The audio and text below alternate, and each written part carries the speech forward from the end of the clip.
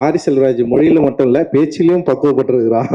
ஏன்னா எல்லாரும் பத்தியும் டீட்டெயிலா பேசி ஒரு பதட்டம் இல்லாத ஒரு மேடையா மாறிக்கு இருக்கிறத நான் பார்த்தேன். உண்மையிலேயே அந்த பதட்டத்தை பத்தி கொஞ்சம் பின்னாடி பேசுவோம். ஸோ வந்து இந்த நேரத்தில் வந்து அதித்திக்கு நான் தேங்க்ஸ் சொல்லிக்கிறேன். Thanks Aditi, you given a big victory and I it is not possible. யாரு சாரி மன்னிக்கணும். என்னோட புது பாஸ் சொல்லாமல் விட்டுட்டேன். செந்தில் சார், நான் ஃபர்ஸ்ட் டைம் அட்டன் பண்ணுறேன் என் லைஃப்பில். அப்படி நமக்கு வந்து ஒரு டிஸ்ட்ரிபியூட்டர் ஒரு படம் விநியோகத்தை ஃபோன் பண்ணி நம்மளை டெய்லி ஃபாலோ பண்ணுறேன். ஏன்னா மற்ற படத்தில் நடக்கலை. கஞ்சித் அண்ணா பகையம்மன் ரிலீஸ் பண்ணார், தானு சார் கர்ணன் ரிலீஸ் பண்ணார், மாமன வேடிய ரஜினி ரிலீஸ் பண்ணாங்க, வாலி நாங்களே ரிலீஸ் பண்ணோம். பட் சார் ரொம்ப நன்றி சார். நீங்கள் வந்து எனக்கு தெரியும் நீங்கள் எப்படிலாம் என்கிட்ட பேசுனீங்க நீங்கள் சார். ஆமாம், ஏன்னா வெற்றியை நம்ம வந்து ஃபோன்லேயே சார் அப்படிம்பாரு, அந்த சார்லேயே எனக்கு தெரிஞ்சிடும். ரொம்ப ரொம்ப நன்றி சார் உங்களுக்கும் உங்கள் டீமுக்கும். Love you sir. Thank you sir. Thank you Aditi. You given a big victory. It is not possible without you, and thank you.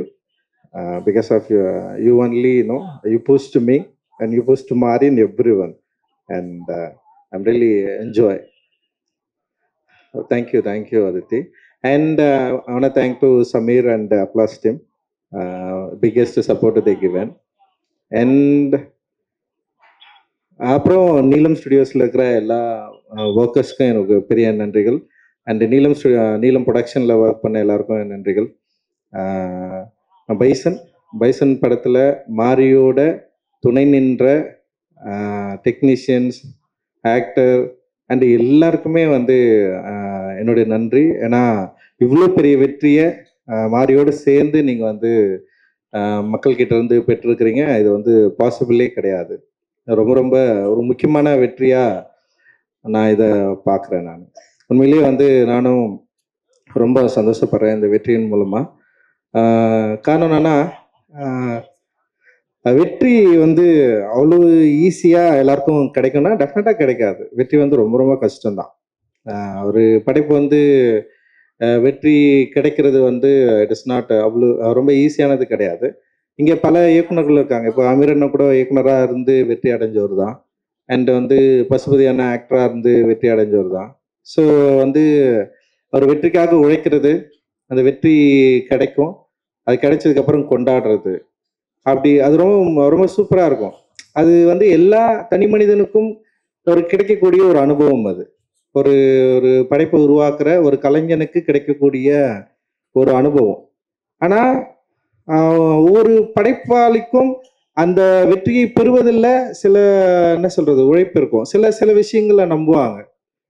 சில பேர் ரொம்ப என்ன சொல்றது கிரியேட்டிவா தங்களுடைய கதை பலத்தை வந்து நம்பி, இல்லை அந்த திரைக்கதை இல்லை அந்த லைஃப் ஸ்டைல் இதெல்லாம் நம்பி வந்து இந்த படம் ஓடும்னு சொல்லிட்டு வந்து நம்புவாங்க. பட்டு நான் வந்து சினிமாவுக்கு வர்றதுக்கு முன்னாடி என்னுடைய லைஃப்பை நான் பேசி படமாக எடுத்து இங்கே ஜெயிக்க முடியுமா அப்படின்றது வந்து கொஞ்சம் ஒரு சின்ன ஒரு யோசனை இங்கே இருக்கதான் செஞ்சது, எனக்கு இருக்கதான் செஞ்சது. பட் ஆனால் வந்து துணிஞ்சி படம் எடுத்துட்டு பார்த்துடலான்னு சொல்லிட்டு தான் நான் இண்டஸ்ட்ரிக்கே வந்தேன் நான். ஸோ அந்த வந்ததில் இருந்த இப்போ யாராவது என்கிட்ட வந்து என்ன படம் எடுப்பேன்னு கேட்டால் இருக்கிற திடீர்னு பதில் சொல்கிறதுக்கு முன்னாடி ஒரு பதட்டம் தொட்டிக்கும் எனக்கு. இதை பற்றி இவங்ககிட்ட பேசலாமா, இவங்க என்ன நினைப்பாங்க, இதை வந்து பாசிட்டிவாக எடுத்துப்பாங்களா, இல்லை இதை வந்து எப்படி இதை உணர்வாங்க.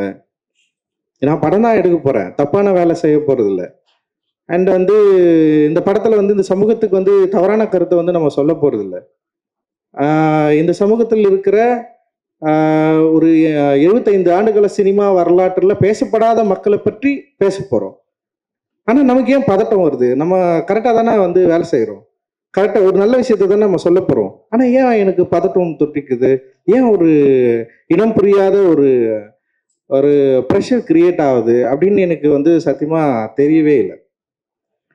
பட் ஆனால் வந்து அது ஏன்னு நமக்கு எல்லாருக்குமே தெரியும். இப்போ வந்து பொதுவாக கிராமப்புறங்களில் வசிக்கிறவங்களுக்கு வந்து ரொம்ப இயல்பாக தெரிஞ்சிடும். இது ஒரு ஊரு காலனின்னு ரெண்டு தனியாக பிரிஞ்சிருக்கிறப்போ ஒரு பொதுவில் இருக்கிற ஒரு பொருளை வந்து பங்கு போடுறதில்ல, இல்லை உரிமை கோர்றதில்ல, எப்பவுமே வந்து ஒரு சின்ன ப்ரெஷர் இருந்துகிட்டே இருக்கும். ஸோ இப்போ நான் வந்து அப்படி ஒரு காலனிலேருந்து வந்திருக்கிறேன். ஸோ மாரி செல்வராஜ் அப்படி ஒரு காலனிலேருந்து வந்திருக்கிறான்னு வச்சுங்களேன்.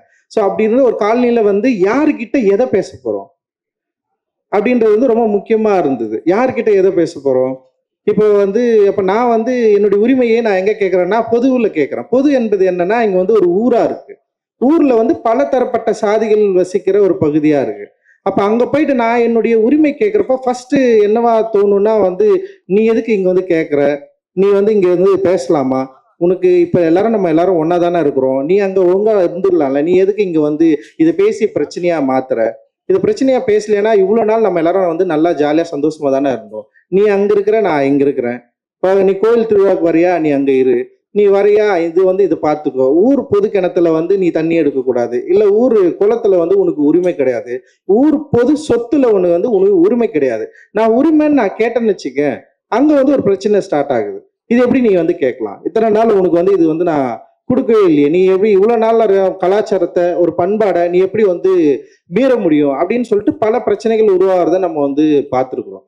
கிட்டத்தட்ட இதே மனநிலை தான் நான் சினிமாவில் வந்து இங்க வந்து படம் எடுக்கிறப்போ, கதை சொல்றப்போ, என்னுடைய நான் இப்படி ஒரு படம் எடுக்க போறேன்னு சொல்லிட்டு பேசுறப்போ, அந்த டைம்ல ஊர்ல ஒரு பொதுவுல பங்கு கோர்றதுக்கான ஒரு உரிமையை கேட்கிறப்போ எனக்கு நிகழ்ந்த, இல்லை என்னுடைய முன்னோர்களுக்கு நிகழ்ந்த, என்னுடைய பகுதியில் மக்களுக்கு நிகழ்ந்த அந்த பதட்டம் எனக்கு இந்த சினிமாவில் எனக்கு உண்டாச்சு. ஸோ அந்த பதட்டம் என்று எனக்கு தணிஞ்சுது. அட்டகத்தி படம் ஜெயிச்சான உடனே எனக்கு வந்து அந்த பதட்டம் தணிஞ்சிச்சா? வெற்றி உண்மையிலே வந்து எனக்கு வந்து ஒரு பெரிய மகிழ்ச்சியை கொடுத்ததா அப்படின்னா வந்து உண்மையிலேயே வந்து அட்டகத்தி படம் ஜெயிக்கலன்னா என்ன இருக்குன்னு எனக்கு தெரியல. அட்டகத்தி படம் ஜெயிச்சதுனால அடுத்த படம் பண்றதுக்கான வாய்ப்பு கிடைச்சது. ஆனா அடுத்த படம் கிடைக்கிறதுக்கான வாய்ப்பை இப்ப அட்டகத்தி படம் எப்படி ஏற்றுக்கொள்ளப்பட்டது?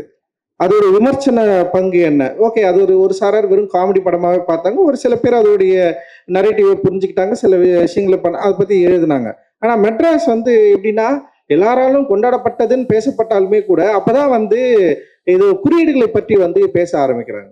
ஸோ அது வரைக்கும் வந்து ரஞ்சித் என்றவா ஒரு இயக்குனராக இருந்தாரு. அப்புறம் மெட்ராஸ்க்கு அப்புறம் வந்து திரும்ப வந்து வேற ஒரு படம் இயக்கியிருக்காரு. ஒரு முழு அரசியல் திரைப்படம்னு சொல்லிட்டு எல்லாருமே ஏத்துக்கிட்டாங்க. அந்த முழு அரசியல் திரைப்படம் ஏத்துக்கிட்டதுக்கு அப்புறம் வந்து பல விவாதங்கள் வந்து அப்போ உருவாச்சு. நல்லா எனக்கு ஞாபகம் இருக்கு, வந்து ஒருத்தர் எழுதினாரு, மெட்ராஸ்ன்னு டைட்டில் வச்சு எவ்வளவு திமுறா ஒருத்தன் படம் எடுத்திருக்கான், இது ஹிந்துல வந்தது. எனக்கு நல்லா ஞாபகம் இருக்கு. எப்படி இந்த படத்தை வந்து விட்டாங்க வெளியே? இதே வந்து பாம்பேல போயிட்டு பாம்பேன்னு சொல்லிட்டு படம் எடுத்தா அங்க இருக்கிற வந்து எல்லாம் அடிச்சு காலி பண்ணியிருப்பாங்க, ஓட விட்டுருக்க மாட்டாங்க. ஆனா இவங்க வந்து பாரு மெட்ராஸ்ன்னு ஒரு படம் எடுக்கிறான்னு சொன்னாங்க. எனக்கு ரொம்ப புதுசா இருந்தது. இப்படி ஒரு நெரேட்டிவ் எப்படி இவங்களால உருவாக்க முடிஞ்சது? அப்போ வந்து அப்பதான் வந்து என்னன்னா ஓகே, இதுல இந்த குறியீடுல இதை பயன்படுத்திருக்காங்கன்னு சொல்லிட்டு எனக்கு வந்து எதிர்மறை விமர்சனங்கள் நிறைய வர ஆரம்பிச்சது.